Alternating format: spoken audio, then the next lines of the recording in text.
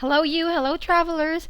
Today is April 2. I am going to share an update on departure. Something that will affect all of us. Yesterday there was a press release by the Bureau of Immigration entitled BI Lessons Paper-Based Departure Requirements.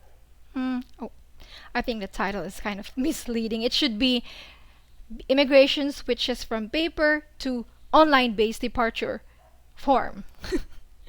Anyways, what am I talking about? It's about e-travel. Yes, e-travel will be expanding. It will be used not just for arriving passengers, arrival, but also for departure, right? Departing passengers will also be using e-travel soon. According to the Bureau of Immigration Commissioner, the e-travel platform will soon be used for both arriving and departing passengers. So this is really, it's part of our lives. E-travel is here to stay. So far, what we know with this new implementation or expansion of e-travel is that we'll still be using the same website. So that's etravel.gov.ph. Accessing that website, you can use either your phone or your computer, and it's absolutely for free. It's free of charge. It does not collect any form of payment whatsoever. I'm sure there will be bad people who will be taking advantage of this new system. Just be aware, guys. It is always gonna be the official website, etravel.gov.ph, and it's always gonna be free. Next up is there will be a pilot implementation which will be 2 weeks from now, April 15.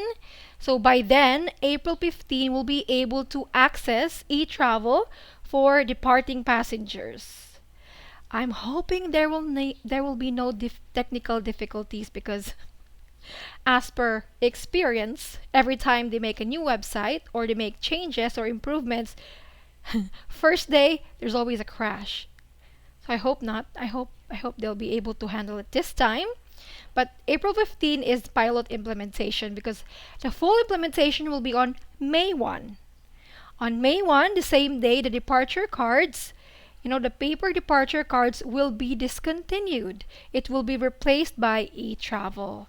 So remember, if you're a Filipino, diba, we fill it out at the airport. Nah, yan, it will no longer be used by May 1. It will be just e-travel. So the first question is, who will have to register before departing the Philippines? As of right now, we don't have a lot of info yet, but this is what we know so far. Based on history, normally, departure cards are only filled out by Philippine passport holder. If you're a foreigner, you don't have to fill out departure card. But so far, the information that we have is that all inbound and outbound passengers traveling by boat or plane will have to register to e-travel. So my guess, I'm assuming that will change. I think all of us will have to register, even foreigners or foreign passport holders. According to Undersecretary DFA, Undersecretary of the Department of Foreign Affairs, Dodo Dulay, this applies to all passengers, whether by boat or by plane. And it does not apply to local travelers if you're simply just going through a domestic flight within the Philippines. You do not need to register to e-travel. This is for international passengers only. Next question, when is the timing? Like, when can we register, and will there be a deadline for registration? If we are a departing passenger, when can we register to e-travel? According to the press release, departing passengers may log into the platform not more than 72 hours to not later than 3 hours from the scheduled time of their flight. So this is telling us we can register within 3 days before our departure, but not later than 3 hours. So it feels like there's a deadline. It's important for the government to realize that there may be travelers who has to register last minute. I don't like the deadline thing. This not later than 3 hours. I don't like that. But within 3 days, I think is reasonable.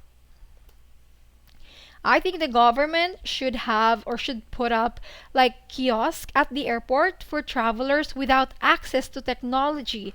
Some travelers may not have access to the necessary, computer or phone or internet to use e-travel system. So, like, if anyone forgot or weren't aware that they had to register to e-travel, then they should be able to do that at the airport. They should set up kiosks. That's my suggestion. I'm sure the government is listening to us.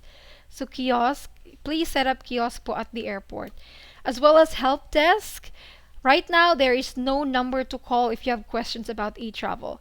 Like you can send an inquiry online, but that takes a while. See, you can go to contact on the right side, and then you can send your email, and then question, but that takes time. They will not reply quickly, guys. So I think government should set up a help desk for travelers to call for any questions about this e-travel platform. Then right now, e-travel is only in English.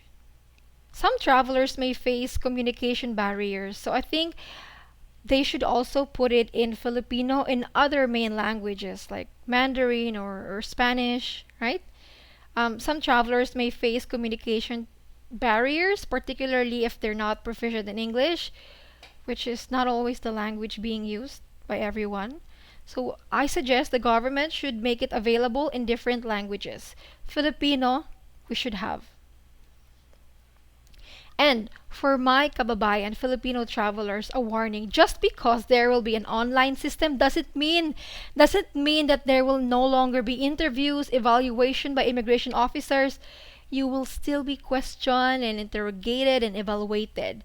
Human trafficking problem is real, but I'm hoping that they will improve their procedure because the current procedure is not working. So many passengers are offloaded even though that they are legit travelers, they're not victims, 'di ba? As what I said before, there should be a standard, and travelers should be able to dispute offloading. They should be able to refer to another person. Hey, I was offloaded. Please recheck if this is the right thing, no? It should not be just up to one person, and they shouldn't use their own biases. Anyways, again, just a reminder for Filipinos, in Filipino, kahit pa magkaroon ng online travel system, ganun pa rin guys, igigrill pa rin kayo. Please bring your supporting documents because they will still be on the lookout for possible victims of human trafficking.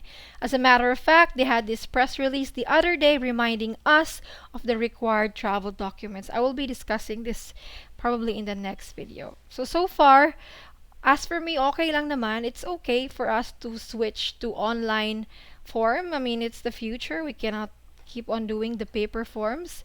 It's a major step to streamlining documents now. Well, I hope there will be a smooth transition. That is all. But you guys are aware and updated. And as soon as the new platform for departure of e-travel is launched, we will answer them together. Okay? We will have a look at it together and get our QR code.